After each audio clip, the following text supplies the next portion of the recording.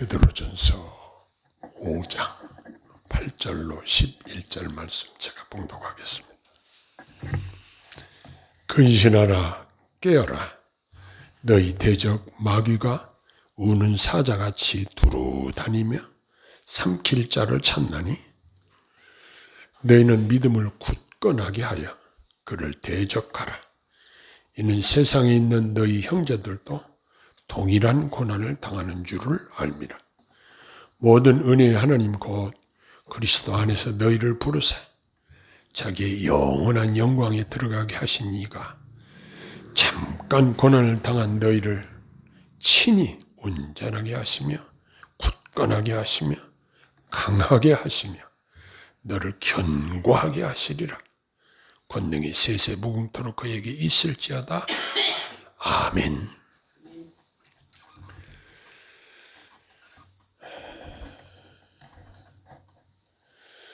우리가 이 땅에서 자녀들을 기르면서 하나님의 마음을 깨달을 때가 많이 있습니다. 저도 아들 셋을 기르면서 우리 아이들이 학창시절에 특히 우리 막내가 중학교에 가서 아이들한테 집단 폭행을 당하고 일진이라는 그런 조직들이 매일같이 우리 막내를 괴롭히는 거예요. 그래가지고 옷을 그냥 다 뭉치고 집에 그냥 곤죽이 된 상태로 오니까 엄마 아빠가 보기에 너무 이거 어떻게 해야 될까. 그런데 부모가 학교에 가서 난리를 치면 우리 아들이 왕따가 될 것 같고 어떻게 해야 되나. 결국 궁리를 한 끝에 우리 아이가 그 조직 폭력단에 우두머리 된 아이하고 단둘이 붙어가지고 우리 아이가 이겼습니다. 그래가지고 결국은 그 힘든 상황에서 헤쳐나고 제 막내가 날마다 운동을 해가지고 팔 힘을 길러서 그 반 아이들을 팔 시험을 이기고 그러니까 이제는 학교를 다니는데 별 어려움이 없이 잘 다녔어요. 저는 그 이야기를 왜 하냐면 하나님께서는 우리가 은혜 속에서 강하기를 원하시고 마귀에게 져서 실패하기를 원하시는 것이 아니라 승리하기를 원하신다는 주님의 마음을 읽을 수가 있었습니다. 이 세상은 성령님의 역사하심과 사단의 역사가 항상 대치 상태에 있다는 것을 성경이 우리에게 알려주고 있습니다. 그런데 이 싸움은 눈에 보이는 것이 아니라 영적인 싸움입니다. 우리에게는 항상 능동적으로 우리를 넘어뜨릴 기회를 노리는 대적들이 있다는 사실을 우리는 의식해야 됩니다.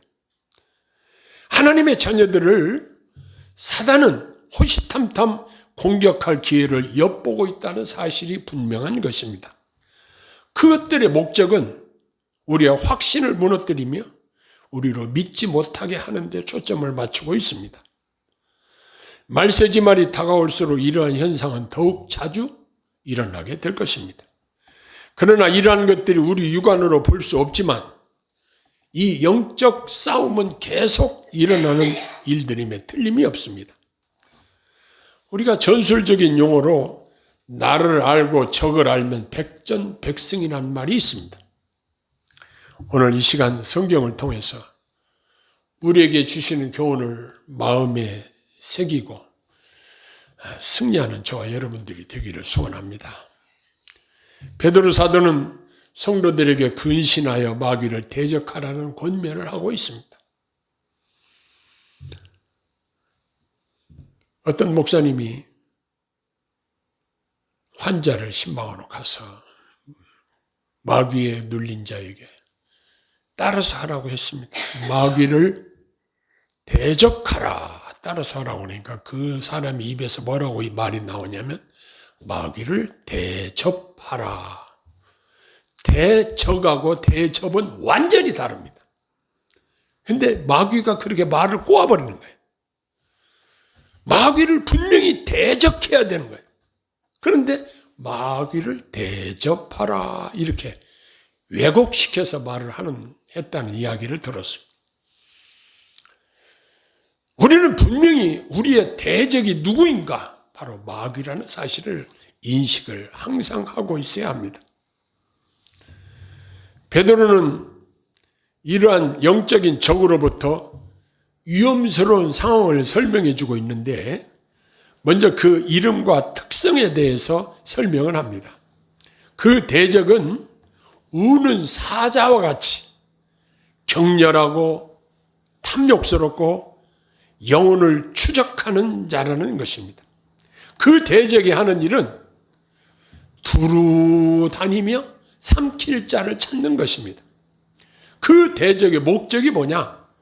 영혼을 삼키는 것이고 파멸시키는 것입니다. 여기서 베드로 사도는 성도들에게 부탁을 합니다. 근신할 것과 방심하지 말 것. 그리고 마귀의 계획을 막아내고 마치 보초병이 졸리지만 눈을 부릅뜨고 부대를 지키듯이 자기 영혼을 지킬 것을 권면하고 있습니다. 그래서 믿음을 굳게 해서 저를 대적하라고 권면합니다. 사단의 목표는 성도들의 믿음입니다. 따라서 성도들은 믿음을 굳게 하여 이 강한 시험과 유혹을 대적할 수 있어야 합니다. 동일한 고난들이 세상 각처에 살고 있는 믿음의 형제들에게 임하였으며 따라서 하나님의 모든 백성들은 이 싸움이 있어서 함께 연대해서 싸워야 하는 영적인 군사들입니다. 마귀는 믿음의 형제들을 속이고 비방하고 괴롭히는 역할을 합니다. 그러므로 우리 성도님들은 여기 기록된 대로 근신할 것과 깨어 있어야 함을 요구하고 있습니다. 특히 고난과 박해가 있을 때 더욱 그 필요성이 요구되는 것입니다. 만일 믿음이 꺾인다면 무너지고 말 것입니다. 다른 사람들이 고난당하는 것을 생각하는 것은 우리 자신으로 하여금 고난 가운데서 견디게 해주는 적절한 격려가 됩니다. 그래서 베드로 사도는 너희 형제들도 동일한 고난을 당하는 줄 알미니라 이렇게 알려주고 있습니다. 이제 베드로 사도는 성도들을 위해서 기도하고 있는 내용이 소개됩니다. 베드로는 이 기도를 모든 은혜의 하나님께 부탁을 드리고 있는데 이렇게 성도들을 위해서 기도하는 내용을 보면 그들이 잠깐 고난받은 후에 하나님께서 그들 가운데서 그분의 사역을 온전케 하실 것이라고 합니다. 예수 그리스도를 통해서 영원한 생명 후사로 부름받은 자들일지라도 이 세상에서 고난을 받게 된다고 했습니다. 그러나 그들이 우리가 받는 고난은 잠깐 동안이라고 했습니다. 그러므로 이러한 상황에서 우리가 쉼 없이 기도와 하나님의 약속들을 붙잡고 열심히 기도하는 것이 우리의 사명이라는 것입니다. 베드로 사도는 11절에서 하나님을 찬양하고 있습니다. 권능이 세세 무궁토록 그에게 있을지어다 라고 하나님께 영광을 돌립니다. 여기 앞에서 베드로 사도가 표현한 우는 사자와 같은 사단은 우리가 늘 대적해야 될 원수입니다. 우는 사자는 얼마나 무섭고 겁이 나는 존재입니까? 그러나 동물원에 가보면 사자가 있는 곳은 사람들이 떨어질 수 있도록 큰 웅덩이를 파놓고 멀리 떨어져서 철저하게 절책으로 보호하고 있습니다. 왜냐하면 관람객들을 해치지 못하도록 완전히 격리를 시켜놓습니다. 그래서 구경하러 간 사람들을 발톱 하나도 손톱 하나도 해치지 못하도록 완전히 가둬놨습니다. 하나님께서는 모든 신들 위에 뛰어나신 전능하신 분으로 사탄도 역시 하나님의 통제권 안에 있다는 것을 우리는 알아야 합니다. 그러면 우리는 이 믿음으로 싸우는 것입니다. 이스라엘 백성들이 가나안 땅을 점령하기 전에 각 지파마다 탁월한 사람들을 뽑아서 12명의 정탐꾼을 가나안에 보내게 되었습니다. 가서 그 지역을 정탐하고 와서 보고하는 내용이 10명의 정탐꾼들은 아주 부정적인 보고를 했습니다. 그런데 2명 여호수아와 갈렙은 하나님이 우리와 함께 하시면 능히 이기리라. 올라가서 취하자. 그들은 우리의 밥이라. 그들이 가나안 정복 전쟁에서 하나님께서 누구를 사용해서 승리하게 하셨는가? 바로 여호수아와 갈렙을 대장으로 해서 그들의 믿음으로 말미암아 그들은 가나안 땅에 들어갔고 10명의 부정적인 보고를, 불신앙적인 보고를 했던 사람들은 가나안 땅에 들어가지 못했던 것입니다. 그러면 우리가 싸우는 싸움은 믿음의 싸움입니다. 2명의 정탐꾼은 하나님께서 우리와 함께 하시면 능히 이길 것을 믿었던 것입니다. 물론 그들은 그 60만 이스라엘 백성들 중에서 아주 탁월한 사람들을 뽑아서 정탐꾼으로 보냈습니다. 물론 그들이 하나님을 믿는 사람들이었습니다. 그럼에도 불구하고 10명의 정탐꾼들은 믿음을 적용시키지 못했습니다. 결국은 그들의 부정적인 보고와 그들의 불신앙적인 이야기로 말미암아 결국은 광야에서 죽고 말았습니다.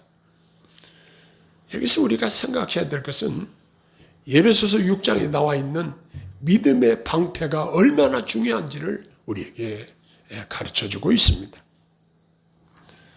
그러면 우리는 어떻게 해야 될까요? 너희는 믿음을 굳게 하여 저를 대적하라. 이렇게 명령을 합니다. 우리가 사단에게 눌리거나 겁을 먹어서 베드로처럼 그리스도를 부인할 위험이 있습니다. 우리는 깨어서 믿음의 방패를 들고 마귀를 대적해야 합니다. 승리의 하나님께서 결국 우리를 이기게 하실 것을 확신하고 깨어 근신하여 기도로 승리를 쟁취하기를 우리에게 요구하고 계시는 것입니다. 여기 10절에 보면 모든 은혜의 하나님 곧 그리스도 안에서 너희를 부르사 자기의 영원한 영광이 들어가게 하신 이가 잠깐 고난을 당한 너희를 친히 온전하게 하시며 굳건하게 하시며 강하게 하시며 너를 견고하게 하시리라. 약속이 주어져 있습니다. 어떻게 해요? 먼저는 우리를 온전하게 하신다는 겁니다. 그 다음에 굳건하게 하신다는 겁니다. 그리고 강하게 하시고 너를 견고하게 하시리라. 이 말씀을 우리에게 주시고 계십니다. 사실 사탄의 세력은 하나님 다음으로 지혜로운 존재들이고 강한 존재들입니다. 우리의 혈과 육으로는 그것들을 이길 수가 없습니다. 그러나 하나님의 성령께서 우리 안에 역사하시고 우리를 도우시고 친히 인도하심을 우리는 이겨놓으신 싸움을 우리가 싸우는 것입니다. 주님이 우리를 강하게 하신다고요. 주님이 우리를 승리하게 하신다고요. 이것을 믿는 거예요. 12 정탐꾼 중에서 여호수아와 갈렙과 같은 그러한 믿음으로 나아가서 싸우는 거예요. 그런데 우리가 분별을 해서 이것은 사탄의 역사다. 이것은 마귀의 꼬임이다. 성령께서 이렇게 분별력을 주시면 그러한 말과 그러한 세력에 동조하지 말고 그들을 대적해야 합니다. 이것이 주님이 우는 사자와 같이 삼킬 자를 찾는 사단을 대적하는 성도들의 마땅한 자세임을 여기서 가르쳐주고 있습니다. 지금 말세 지말에 우리는 이 영적인 싸움의 직면에 있습니다. 우리가 편안하게 밥 먹고 옷 입고 활동하고 다 살지만 그러나 우리는 계속적으로 이 영적인 싸움을 싸우고 있다는 사실입니다. 그러나 중요한 것은 하나님이 우리를 주 안에서 은혜 속에서 우리를 강하게 하시고 우리를 승리하게 하신다는 이 믿음을 가지고 우리는 싸우는 것입니다. 우리는 승리라는 이 결과를 믿고 싸우는 것입니다. 그렇기 때문에 우리가 은혜 속에서 믿음으로 강해져야 합니다. 그래서 에베소 6장에 기록된 대로 무시로 성령 안에서 기도해야 합니다. 기도를 그냥 해주셔도 무방, 안 해주셔도 무방, 이렇게 기도해서는 안 됩니다. 간절한 마음으로 힘쓰고 애써서 이 영적인 싸움이 임하는 우리의 자세는 하나님 앞에 간절히 기도하는 자세가 필요합니다. 성령께서 우리의 기도를 도우시고 또한 응답해 주실 줄로 믿습니다. 그리고 그 결과는 하나님의 승리로 끝나는 거예요. 하나님의 승리는 곧 우리의 승리입니다. 이 어렵고 영적으로 혼란한 시기에 하나님께서 우리를 향하신 뜻은 무엇인가? 우는 사자와 같이 아무리 으르렁거리고 우리를 협박하고 위협하는 사탄의 세력들이지만 능히 이기게 하시는 하나님을 믿는 그 믿음을 가지고 우리는 싸우는 것입니다. 자, 믿음의 방패를 가지면 어떻게 될까요? 원수들이 쏘아대는 그 수많은 화살을 다 막아낼 수 있습니다. 그러면 우리 하나님께서 승리의 영광을 우리에게 누리게 하실 것입니다. 그렇기 때문에 우리는 위축되거나 낙심하거나 그럴 필요가 전혀 없습니다. 강하고 담대하게 하나님이 나의 후원자다. 하나님은 모든 신들이 뛰어난 신이다. 모든 것들이 하나님의 통제권 안에 있다. 이러한 믿음을 가지고 우리가 싸우는 것입니다. 그래서 결국 매 순간순간 영적 싸움에서 하나님이 우리를 이기게 하셨습니다 하고 하나님께 감사와 영광을 돌리며 사는 저와 여러분들이 되시기를 소원합니다. 기도하겠습니다. 사랑의 아버지 하나님, 오늘도 성령께서 저희들에게 주시는 말씀을 상고했습니다. 이 치열한 영적인 싸움 속에서 하나님이 우리를 강하게 하시고 승리하게 하시고 하나님이 도우시는 싸움을 싸우게 하심을 감사합니다. 항상 승리의 영광을 하나님께 돌려드릴 수 있도록 저희들에게 은혜를 주시옵소서. 감사하며 예수님 이름으로 기도합니다.